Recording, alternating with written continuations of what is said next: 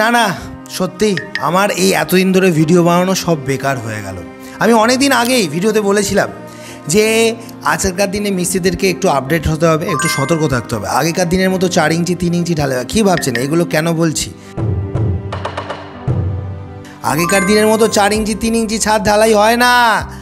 এখন 1 ফুটের ওয়াল বিম, 5 ইঞ্চি ছাদ ঢালাইয়ের থিকনেস মিনিমাম সবাই করছে, সে 1 তলা 2 তলা 3 তলা বাড়ি হলেও।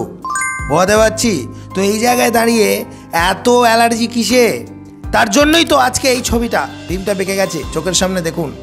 এই কাজগুলো হয় শুধুমাত্র আমরা সচেতন নয় বলে। কত করেছি কি হবে, এই একটাই কথা। এই কাজগুলো হয় যে কত করেছি কি হবে, এই একটাই কথা, যেটা বারবার আমি কান কামড়ে বলি। একজন ব্যক্তি অ্যাপয়েন্টমেন্ট নিয়েছিল এবং সে তার দুঃখের কথা বলে। প্রথমে ঘটনাটা একটু বলি, তারপর তার সাথে যে কথোপকথনের কিছু অংশ আমি বলবো, সেটাও আপনারা শুনবেন, বিষয়বস্তুটার গুরুত্বটা বুঝবেন। মেন যেটা ব্যাপার সেটা হচ্ছে যে সে আমাকে ফোন করে বলে, দাদা আর বলবেন না, আমাদের মন খারাপ। প্রথমত এই ছবিগুলো দেখুন, ফিনিশিং দেখুন, কত হানিকম এসেছে দেখুন, এত হানিকম এসেছে চারিদিকে, মানে পাথর পাথর, মানে মশলা ঠিকঠাকভাবে প্লেসিং করা বা তার চারিদিক দিয়ে লিক হয়ে বেরিয়ে যাওয়া কোনো কিছুই কিন্তু সেই মিস্ত্রি কিন্তু তার অভিজ্ঞতা ছিল না। নাহলে এত লোকের বাড়ি হচ্ছে, এত লোক নিয়ম মেনে কাজ করছে, এর বেলাতেই কেন এই ঘটনাটা ঘটলো? দ্বিতীয় কথা হচ্ছে, সবথেকে বড় ভুল, তার ছাদের একটা, মানে বাড়ির একটা অংশের ছাদ পুরো ডোবার মতো ঢুকে গেছে এবং ভেঙে যায়। তখন তারা ছাদ ঢালাই হয়ে যাওয়ার চলতে চলতেই সেখানে খুঁটি আবার নতুন করে ঠেলা দেয়। কিন্তু একবার যেটা বেঁকে গেছে, ঢালাই হয়ে গেছে, উপরে মশলা পড়ে গেছে, নিচে থেকে খুঁটি দিয়ে সেটাকে কি আর ঠিক করা যাবে? যায় না তো। সেটা বেঁকে গেছে, বিম পর্যন্ত বেঁকে গেছে। এখন 20-25 দিন বাদে জল খুলে দেওয়ার পর, পাটা খুলে দেওয়ার পর যখন ছাদে জল দিচ্ছে, দেখছে নিচে দিয়ে জল লিক হচ্ছে, জল রসে যাচ্ছে। তার মানে তার ছাদ তো ডোঙা হলোই, প্লাস তার ছাদের লিকও হয়ে যাচ্ছে। আর হবে নাই বা কেন? আপনারা শাটারিংয়ে গুরুত্ব দেন না তো। সবথেকে মেন বিষয়টা হচ্ছে, একটা ঢালাইকে যেমন জায়গায় ঢালবো সে তেমন আকার নেবে। ঢালতে ঢালতে পাটা ভেঙে যাচ্ছে, বেঁকে যাচ্ছে, এই জিনিসগুলো হলে এর কি, মানে এর দায়ভার কার? এখন অনেকেই বলেন, দাদা তাহলে এখন সমাধান কি আছে বলুন? যে কোনো জিনিসের সমাধানে যাব পরে, শেষে। কিন্তু আগে এটা বুঝতে হবে কেন এটা হলো, যাতে যে লোকগুলো নতুন নতুন বাড়ি করছে তাদের সাথে যাতে এই ঘটনাগুলো আর না ঘটে। আচ্ছা বন্ধুরা, আপনারা যারা এই ভিডিওটা এখনও দেখেননি, এটাকে খুঁজছিলেন, তারা কিন্তু এই ভিডিওটা শেষ করার পর আই বাটনে যে লিঙ্কটা দিয়ে দিলাম, ওখানে গিয়ে এই ভিডিওটা দেখে নিতে পারেন। সেটার বোঝার আগে আমরা একটু কল রেকর্ডিং, আমাদের মধ্যে যে কথোপকথনটা হচ্ছিল সেটা একটু শুনি, তাহলে বোঝা যাবে ভিডিওটার বিষয়বস্তুটা কী।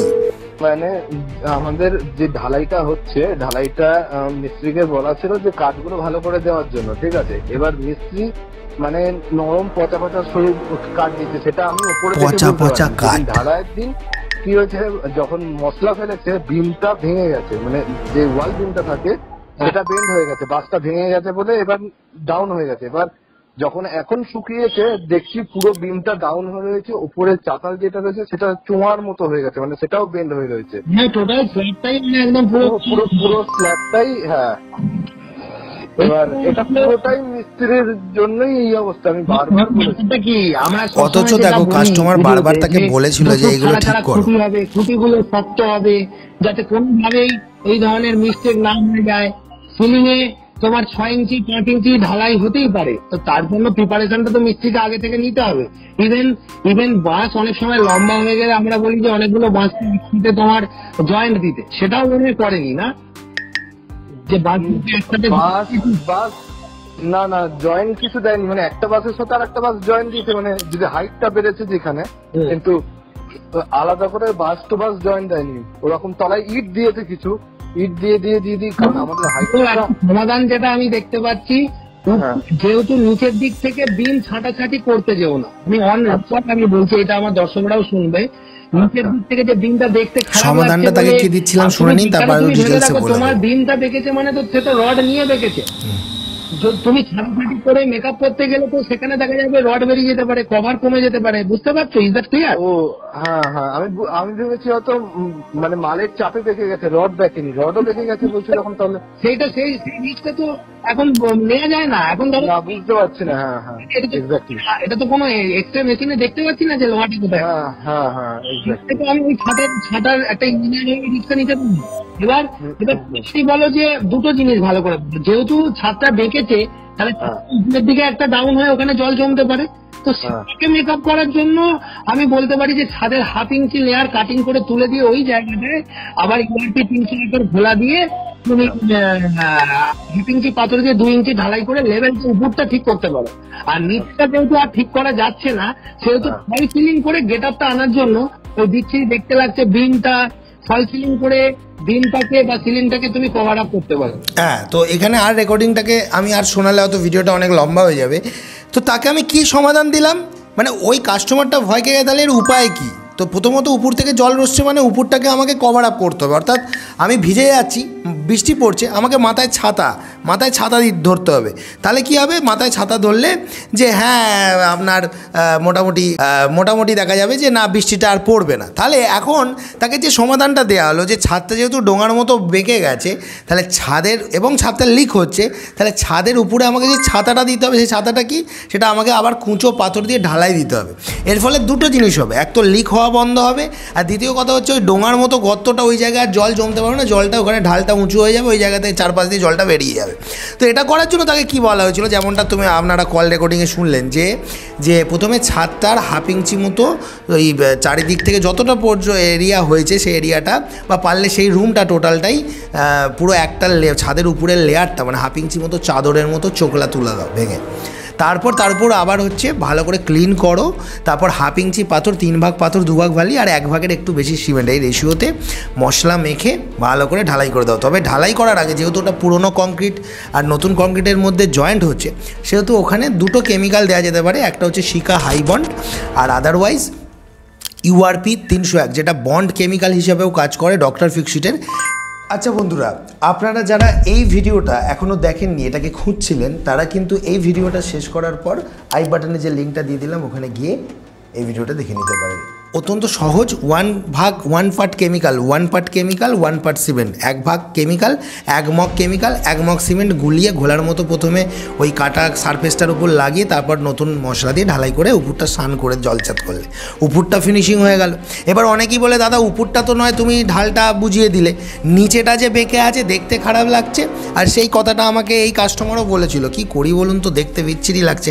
আমি জানি না ছবিতে কতটা বোঝানো যাচ্ছে, বাট সেটা কিন্তু সামনাসামনি বিশাল খারাপ লাগছে। তো সেটার জন্য তাকে একটাই কথা হলো, সে একটাই নিয়ে ভাবছিল যে বিমটা বেঁকে গেছে, তাহলে বিমের নিচের যে ঢালাইটাকে কেটে ছেটে প্লাস্টার করে সোজা করে দেবো। কিন্তু না, বিমটা বেঁকেছে মানে বিমের রড সহ বেঁকলে তাহলে ওখানে কভারটা কমে যাবে। এই মুহূর্তে বিমটা দেখা যাবে বেঁকে হয়তো আছে, কিন্তু বিমটার রডের নিচে একটা কভার আছে, যখনই তুমি ছাঁটতে যাবে দেখা যাবে রড বেরিয়ে গেল, তাহলে কভারটা নষ্ট হয়ে গেল, তখন তো আরও খারাপ। তাহলে ওখানে ওই রিস্ক নেওয়া যাবে না ছাটাছাটি করার, এবং ছাটাছাটি করতে গেলে বিমে কিন্তু সাডেন ফেলিওরও ডেভেলপ করতে পারে, ক্র্যাক আসতে পারে, সেটা কিন্তু আমরা ইঞ্জিনিয়ার হিসেবে অ্যালাউ করবো না এইভাবে। তো এই জায়গায় দাঁড়িয়ে তাকে এই সাজেশনটা দেওয়া হলো যে এখন তো ইন্টেরিয়ার ডেকোরেশনের মাধ্যমে ফল সিলিং ক্রিয়েট করার মাধ্যমে কিন্তু আমরা কিন্তু বিমকে ঢেকে ফেলতে পারি। ঠিক যেমন আমার পিছনে যে ফল সিলিংটা দেখছেন এর ভিতরে কিন্তু এই ধরনের বড় বিম ছিল, যে বিমটা এই যে বিমটা দেখতে পাচ্ছেন এই সেম বিমটা কিন্তু ছিল এখানেও, কিন্তু ফল সিলিংয়ের মাধ্যমে আমরা কিন্তু বিমটাকে আর দেখতে পাচ্ছি না। তো এইভাবে কিন্তু সেই ঘরের সৌন্দর্যটাকে বজায় রাখা যায়। তো আজকের ভিডিওটা থেকে দুটো জিনিস শিখলাম, যে যাদের এরকম প্রবলেম হয়ে গেছে তারা সলভ করা শিখলো, আর একটা জিনিস যাতে না হয় তার জন্য কি করতে হবে, তার জন্য ওই পাটকো উমুক তুমুক পাটা দিয়ে শাটারিং করা যাবে না, শক্ত খুঁটি দিতে হবে, 2 ফুট অন্তর অন্তর খুঁটি দিতে হবে। মিস্ত্রিকে সচেতন থাকতে হবে, তাকে বুঝতে হবে যে আজকালকার দিনে আর ওই 4 ইঞ্চি 3 ইঞ্চি ঢালাই হয় না। আজকালকার দিনে যখন এত হেভি ওয়েট কাজ হচ্ছে তার জন্য হেভি ওয়েট শাটারিং করাও প্রয়োজন। তো কুমার কনস্ট্রাকশন এটাই যে চোখ খুলে দেয় আর এই ধরনের গেম চেঞ্জিং ভিডিও উপহার দেয়। অনেকেই মনে করে যে এই যে কিংসুক দা, কুমার দা, আপনারা আমাকে যে নামেই ডাকেন না কেন, এনার সাথে যোগাযোগ করবো কী করে, বা এই কুমার স্যারের সাথে যোগাযোগ করবো কী করে, আমাদের যে হোয়াটসঅ্যাপ নাম্বারটা আছে ওখানে লিখুন যে স্যারের সাথে একটা অ্যাপয়েন্টমেন্ট চাই বা স্যারের সাথে কথা বলতে চাই। আমাদের টিমের তরফ থেকে একটা বারকোড পাঠানো হয়, সেখানে ন্যূনতম 100 টাকা একটা ফিজ নেওয়া হয় আমার সাথে সরাসরি আপনার সমস্যার বিষয়ে আলোচনা করার জন্য। সমস্যা বাড়ি নির্মাণের বিষয়ে বহু রকম হতে পারে, যারা সাধারণ মানুষ যাদের মনে হচ্ছে যে পয়সা খরচা করতে পারবো না, বেশি টাকা লাগে ইঞ্জিনিয়ারকে বাড়িতে ডেকে আনার জন্য, ছোটো ছোটো বিষয়গুলো সাজেশন নেওয়ার জন্য আপনি অনলাইনেই শুধুমাত্র 100 টাকা খরচা করে 10 মিনিটে আমার সাথে পরামর্শ নিয়ে আপনার বাড়িটাকে সুন্দর করতে পারেন। তবে দেখুন, কুমার কনস্ট্রাকশনের নাম ভাঙিয়ে কিন্তু অনেকেই আপনাদেরকে বিভ্রান্ত করতে পারে। আমাদের যে হোয়াটসঅ্যাপ নাম্বারটা যেটা পিছনে চলছে 9933158899, এটাই আমাদের ব্যক্তিগত নাম্বার। এখানেই আপনারা প্ল্যান বানানোর জন্য বা অন্য যে কোনো বিষয়ে যোগাযোগ করবেন। তবে হ্যাঁ, আমাদের এই গেম চেঞ্জিং ভিডিওগুলো পেতে আর আমাদের কুমার কনস্ট্রাকশনের এই ইউটিউব চ্যানেলটি সাবস্ক্রাইব করে রাখলে আপনাদের বাড়ি কিন্তু ভালো হবেই। দেখা হবে পরবর্তী কোনো ভিডিওতে। তবে এখন আপনাদের স্ক্রিনের সামনে এই যে দুটো ভিডিও চলে গিয়ে দেখবেন, আর মাঝেরই সাবস্ক্রাইব বাটনটি ক্লিক করলে এরকমই ভিডিও পেতে থাকবেন।